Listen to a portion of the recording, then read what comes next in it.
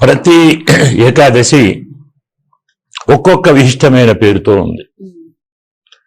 అసలు న్యాయంగా మనకు సంవత్సరానికి 24 ఏకాదశులు, 1224 అందరికీ తెలుసు. కానీ మనం భవిష్య పురాణాన్ని చూస్తే ఏకాదశి వ్రతం మీద 8900 వ్రతాలు ఉన్నాయి. ఏకాదశి అంటే 24 8,000 అంటే ఒక్కొక్క దానికి 400. మనం ఏం చేయగలం? అంత దూరం వెళ్లకుండా ప్రధానంగా ఒక్కొక్క ఏకాదశి పుత్రదా ఏకాదశి, మోక్షదా ఏకాదశి, విజయ ఏకాదశి అంట, విజయదా ఏకాదశి అంట. అలాగే జ్ఞానదా ఏకాదశి, పత్నీదా ఏకాదశి, భార్య ఇచ్చే ఏకాదశి కూడా ఒకటి ఉంది. వీటన్నిటికంటే ప్రధానమైంది జ్ఞానదా ఏకాదశి. ఇవి ఇంతకుముందు చెప్పినట్టుగా పరమాత్మ నిద్రపోతాడు, లేస్తాడు. నిద్రపోతాడు ఏంటి? ఆయనే. ఆ నిద్ర మన నిద్ర కాదు.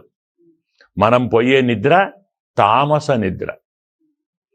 తమో గుణం ఉన్నప్పుడు నిద్ర, తంద్ర, భయం, క్రోధం, ఆలస్యం, దీర్ఘసూత్రత, ఈ 6 తమోగుణ లక్షణాలు.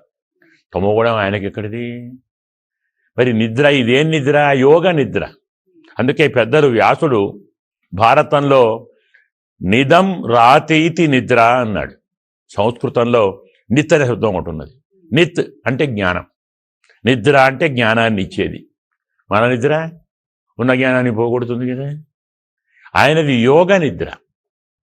అంటే అనంతమైన జీవరాశులు తాము ఆచరించిన కర్మల ఫలితాన్ని అనుభవించటానికి కావలసిన దేహాన్ని ఆత్మకు కూర్చాలి కదా. మనం మనుషులుగా పుట్టాం. కొందరు పశువులు, కొందరు దేవతలు, కొందరు యక్షులు. కారణం ఏమిటి? ఇవన్నీ ఆత్మ కాదు కదా. మనుష్యాత్మ దేవాత్మ ఉండదు.